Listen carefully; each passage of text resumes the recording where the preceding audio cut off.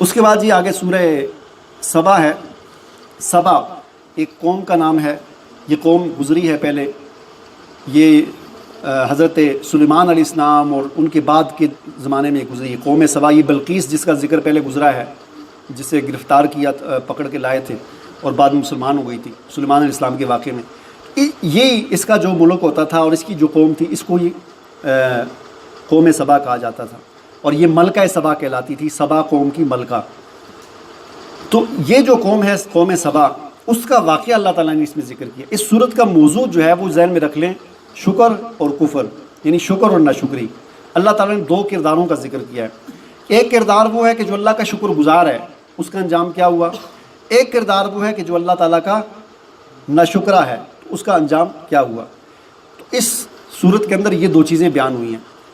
قوم سبا کا جیسے کہ میں نے عرض کیا کہ یہ قوم تھی، اور یہ قوم جو تھی یہ یمن کے اندر تھی. بہت ہی جدید قوم تھی. اس وقت کے لحاظ سے دنیا کی مالدار ترین پیسے والی قوم تھی.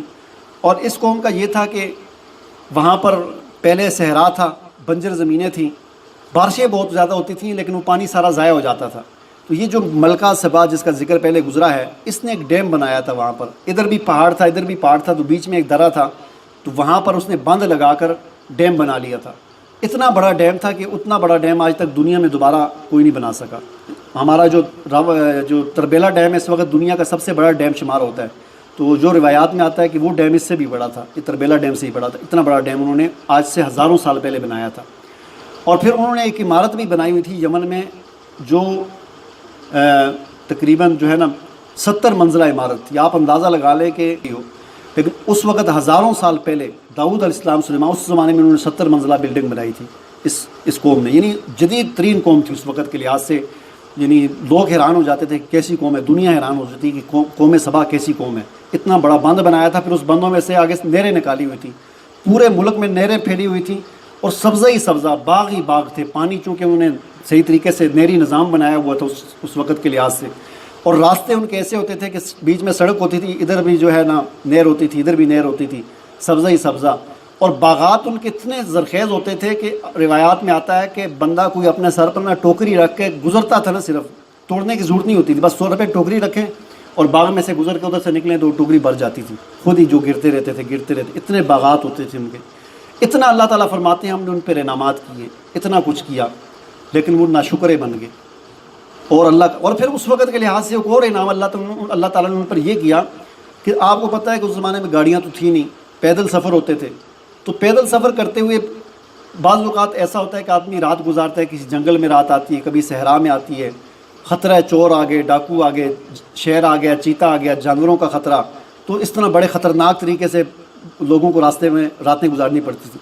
اللہ تعالیٰ فرماتے ہیں کہ ان کے پورے ملک میں ہم نے ایسا سسٹم بنا لیا تھا کہ جو بندہ بھی کہیں سفر پہ اس نے جانا ہوتا تھا نا، تو وہ چلتا تھا، شام سے پہلے کوئی نہ کوئی بستی آ جاتی تھی. یعنی ان کی بستیاں اس طرح فاصلے پہ بن گئی تھی، جس طرح آپ یوں سمجھ لیں کہ یہاں سے ہم روڈ سے فٹ آباد جاتے ہیں تو ہر کوئی 4-5 منٹ کے بعد ایک چک آ جاتا ہے. اس طرح ان کی بستیاں اللہ نے بنا دی تھی پورے ملک میں کہ ہر تھوڑے سے فاصلے کے بعد ایک بستی آتی تھی. یعنی کوئی بھی بندہ کہیں بھی سفر کرتا تھا، اس کی رات کہیں اکیلے نہیں آتی تھی، اس کی رات کسی بستی میں ہی آتی تھی.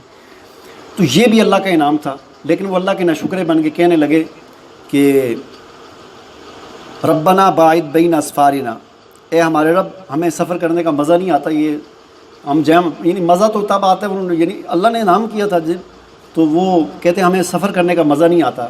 جہاں بھی سفر کرتے ہیں آگے بستی آ جاتی ہے. تو مزہ تو تب آتا ہے کہ آدمی رات گزارے، کہیں جنگل میں ہو، خطرہ ہو، افراتفری ہو، کہیں بارش لگی ہو، تو مصیبت میں پھنسا ہوا ہو، تو پھر مزہ آتا ہے سفر کرنے کا. تو یہ ہمیں مزہ نہیں آتا. اللہ تعالیٰ فرماتے ہیں کہ انہوں نے اس طرح ناشکری کی.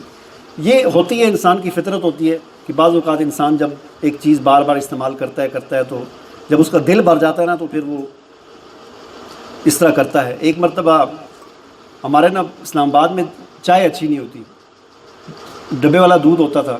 ادھر پی کے جب میں ادھر مروٹ میں آیا تو یہاں چائے بڑی زبردست دودھ والی، بڑی خالص قسم کی. تو یہاں پر ایک سال میں نے جب پی نا، تو ایک دن میں باہر بازار میں اقبال صاحب کے پاس دکان پہ بیٹھا ہوا تو اس نے کہا چائے منگا. تو میں نے کہا دل نہیں ہو رہا، طبیعت نہیں ہو رہی. اس نے کہا نہیں پیتے. میں نے کہا ہوٹل والے سے کہنا ذرا بیچ میں پانی ڈال کے بھیجے.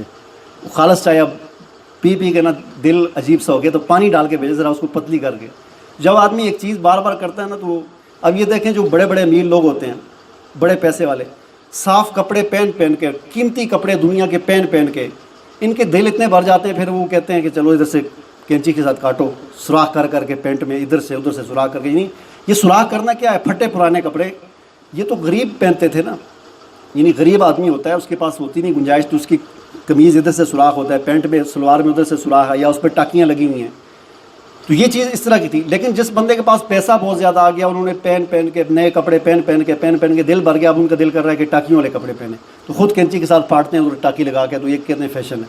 فیشن نہیں ہے، وہ ایک دل کی خواہش ہے اس طرح کی کہ تو یہ ایک انسان کی ہوتی ہے. تو ان کے ساتھ بھی یہی ہوا. اللہ نے اتنا انعام کیا تو کہتے ہیں یہ سفر کرنے کا مزہ نہیں آتا. سفر تو ایسا ہونا چاہیے کہ ہم سفر کریں تو کوئی آبادی نہ آئے، جنگل ہو، بارش ہو جائے، کپڑے ہمارے بھیگ جائیں، کوئی شہر حملہ ہو جائے تو تب مزہ آتا ہے. تو اللہ کہتے ہیں اس طرح انہوں نے ناشکری کی تو ہم نے پھر ان پر عذاب بھیجا. عذاب کیا بھیجا کہ وہ بند ٹوٹ گیا. پہلے نبی بھی اللہ نے بھیجے ان کی طرف، نبی آئے ان کو سمجھاتے رہے کہ بھئی اللہ کے دین کی طرف لوٹو، ناشکری چھوڑو، اللہ کی بات مانو، رسولوں کی بات مانو. لیکن کسی بھی رسول کی بات اس قوم نے نہیں مانی. پھر بالآخر یہ ہوا کہ وہ بند ٹوٹا، اور ایسا ٹوٹا کہ اس نے پورے ملک کو تہس نہس کر کے رکھ دیا. آبادیاں اجڑ گئیں اور باغات ختم ہو گئے، نہری نظام سارا ختم ہو گیا. پھر کس کی ہمت تھی اس اتنے بڑے بند کو دوبارہ بنانے کی؟ اور اللہ تعالیٰ فرماتے ہیں کہ جہاں پر یہ باغ ہوتے تھے وہاں پر اس کے بعد بیریاں ہو گئیں، کانٹے دار جھاڑیاں ہو گئیں. اس طرح ہم نے اس کو نیست و نابود کر کے رکھ دیا. اور یہیں سے پھر کیا ہوا کہ فجعلناہم احادیثا، ہم نے اس قوم کو ایک افسانہ بنا دیا. ومزقناہم کل ممزق، ہم نے ان کو تتر بتر کر کے رکھ دیا. یہیں سے یہ مدینہ کے جو اوس اور خزرج کے قبیلے جو تھے یہ وہاں سے اٹھ کر یہاں پر آئے تھے، مدینہ میں آ کر آباد ہوئے تھے. وہاں سے بھاگے تھے تو یہاں پر آ کر آباد ہوئے تھے اور مدینہ کی آبادی شروع ہوئی تھی. ان فی ذلک لآیات لکل صبار شکور، اللہ تعالیٰ فرماتے ہیں شکر گزار بندوں کے لیے اس میں نشانی ہے کہ اللہ کا شکر ادا کیا کرے. اگر اللہ نے آپ پر کوئی انعام کیا نا تو نہ شکری نہ کیا کرے، تکبر نہ کریں، بلکہ اللہ کا شکر ادا کیا کریں.